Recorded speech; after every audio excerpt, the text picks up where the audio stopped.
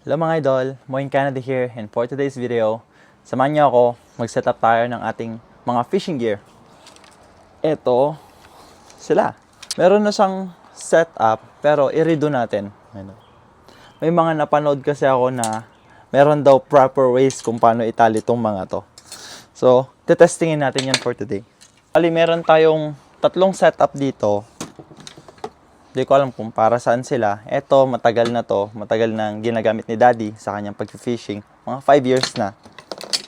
Ito naman, binibenta ng kawork ko. Hindi ko pa binayaran. Pinapatry niya muna kung magugustuhan ko.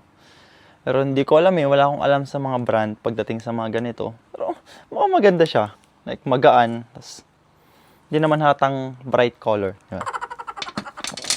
Tapos meron tayo ditong malaki, mga idol. Pang carp daw sa mga lalaking isda. So meron tayong 3,000 na reel, tapos meron tayo ditong ano ba to? Medium fast. Yan. Sobrang laki niya, 8 feet siya. Pang big fish daw to mga idol. Tapos yung ginagamit ko ngayon, yung binili ko na maganda daw, sabi ng kawork ko is braided line. Tapos, nasa 15 pound yung kaya niya, itong braided line natin. So, good enough na siya para sa mga pike, ganun, malalaking isda. So, goods na to. Setup natin ito mamaya.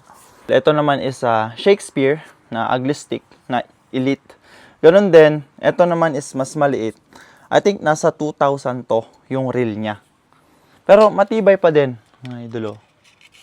No, kahit i-bend mo daw to, kahit i-bend mo na ganyan, hindi siya mababali.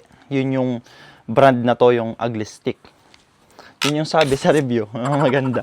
Okay, idol, wala naman siguro yan sa brand. Basta nakakahuli ng isda, goods na tayo doon. You know. Nasa 8 feet din ata to. Ang haba. Ang haba nga. Aray mo. Mahaba. You know. Ito. You know. So, ang sasetapan natin na mauuna, idol, is yung ating ugly stick. Ayan. Ito, naka-braided line na din siya. Ang gagawin siguro natin dito, mga idolo, is yung tinatawag na parang quick release. So, very much, ito, parang i-hook up natin siya. And, may swivel siya na tinatawag, yung umiikot. Ito naman is yung parang lock. Kita ba, mga idolo? Yan o. So, bali, ang gamit nito, idolo, is kung ito yung bait mo, ihuhook mo lang siya dito sa may butas.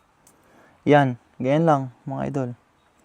And you're good. You're good to go. Pag gusto mong magpalit ng bait, aalisin mo lang to.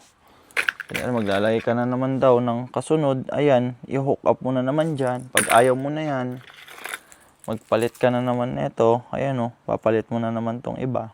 And so, try natin, mga idolo, na itali to. So, ang ginawa niya lang is nilagay niya tong line sa loob. Ganyan.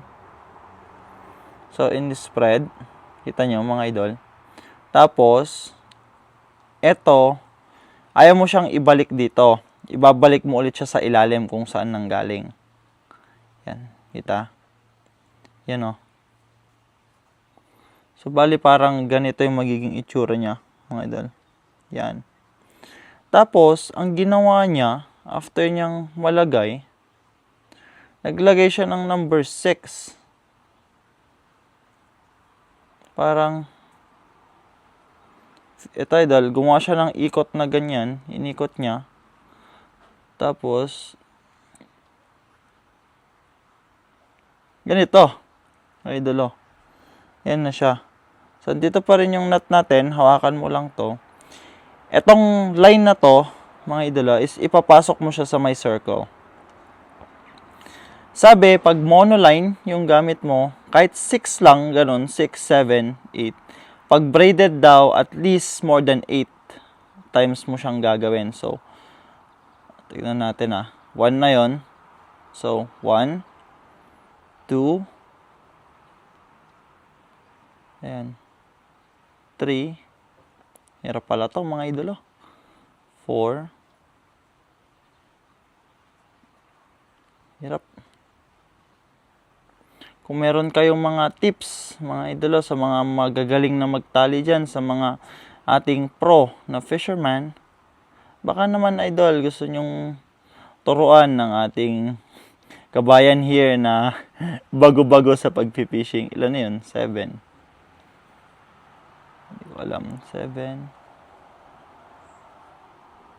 Then 8. Yan. 10, 9. Tayo mga idol, wala na akong tali na hinahawakan, no? So, bali, ang ginawa niya dito is pinul niya, yan.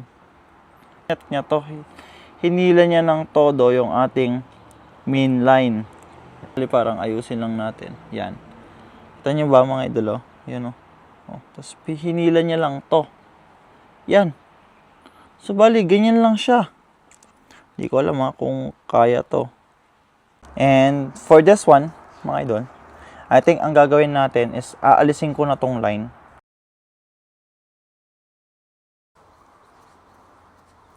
Dami naman nito. Inyo to. Oh, ano ba yan? Sayang yung line. Sabi ng nagbebenta sa akin, mga idol, alam niyo ba kung bakit itatapon ko na to? Kasi sobrang tagal na daw neto. Tong rod na to. Napanalunan niya lang to sa kanyang bass competition, something like that. Ito yung pa-premyo plus cash. So, kaya niya lang binibenta sa akin to ng sobrang mura. Tsaka kaibigan ko din naman sa trabaho. Sabi niya, alisin mo na lang yung line. Kasi matagal na yan. Sabi niya, baka marupok na. Hindi na worth it. Kapag nakahuli ka ng isda, tas nakawala. Yun. Sayang, sabi niya. Kaya ayun, tatapon ko na lang. Sayang man. Sayang nga yan, dami oh. Pero, wala sobrang tagal nang nag-sit ng line. Kaya palitan na lang. Yun, malapit na. Yun, paubos na. Finally. Ayun, nice. Nice. Ito, paubos na. Spinning reel natin. Ayun, oh. Yung ka-work ko na isa, sobrang bait din. Nagpahingi siya ng mga fishing rod. Pero sobrang tagal na ng mga fishing rod na to. Pakita ko sa inyo. Ito sila, mga idol. Ito yung mga 3 fishing rod na pinahingi sa akin. Pare-pares yung brand. Rapala Nitro, yung pangalan. Ito, yan. Nung kinuha ko tong mga to, mga idol, itong mga reel niya, may kalawang na to. Puro kalawang na. Tignan niya. Sa loob niya, mga idol. Ayan, oh. Sobrang kinakalawang na siya. So, ang ginawa ko lang dito is kinuha ko lang yung mga parts, nilinis, tas pinot back together. Hindi siya ganun ka-smooth as sa 3 natin na setup. Pero, why not, di ba? Libre. So, parang dami nating fishing rod 6. Pero, etong 3 to, libre lang to. Binigay lang sa akin. Tignan, pare-parehas sila. Yan. Ang usually setup natin sa maliliit na to is small hook. Yan, mga small hook. May floater. Tapos meron tayong weight line dito. Pinanghuhuli namin to ni Mrs. ng sunfish. Tsagaan muna natin to kasi bago-bago naman. Grateful nga kasi ang daming nagbebenta sa akin ng sobrang mura ng mga kakilala ko nung nalaman nila na mag-fishing na. Tapos may mga nagbibigay din ng mga rods. Pag wala kang rods, idol, at kailangan mo ng isa, sabihan mo ako, bigyan kita. Ito, share the blessing, di ba? Yung isa sa mga to. Tapos yung setup naman natin sa ating mga lures. Itong mga to, mga idol, kung nagtataka kayo, saan natin nabili? Ano lang to? Amazon. Bumili lang ako ng eto na brand. True Send na brand. 128 pieces. I think tag $19 lang to. Yan oh, may mga kasama na siyang mga beads, o-ring. Yan, meron din tayong mga spinners. Meron na din kasamang ano to yung mga, yan oh, hook. Mga green na hook. May mga fake lures na din, mga fake ganito. Yan. Fake worms, mga maliliit. Ito yung leather line na tinatawag, mga idolo. Ito. Ito yung i-attach mo sa braided line. Sabi. Ayun, yun lang, mga idol. Tapos itong, meron tayo dito mga weights na halo-halo, di ko alam kasi sobrang tagal na din. Andito lang sila for like fast few years nung ginagamit pa to ni Daddy, yung setup na to. Itong fishing box niya to Yan. So, ito din, mga idol. Kasama na to sa kit. Kasama to. Dito. Ito naman is galing from Canadian Tire. Ito. Meron siya mga hook. Andito yung swivel na ginamit natin kanina. Ayan. Ito yun, no. Ayan. Ito yung may hook na may swivel na quick release na ginagamit natin. Ito naman, madami siyang mga J-hook, mga iba-ibang klaseng hook. Meron din siyang mga weights na mga dito, iba-iba.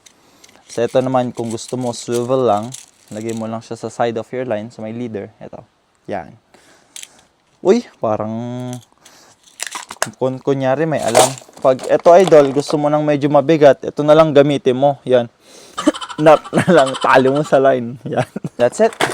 After natin mas-set upan tong mga to, yun, okay na siya mga idol. Let's go probably tomorrow for fishing. Try natin mag-fishing sa umaga. So, ganito lang ginagawa ko sa ating mga fishing rod. Mga idol. Sinasampay ko lang sila. So, paano ba yun mga idol? Hanggang dito na lang. Bye-bye. See you next time. Abangan nyo sa kung gagamitin na natin sila. Tignan natin kung may mahuli. Sana.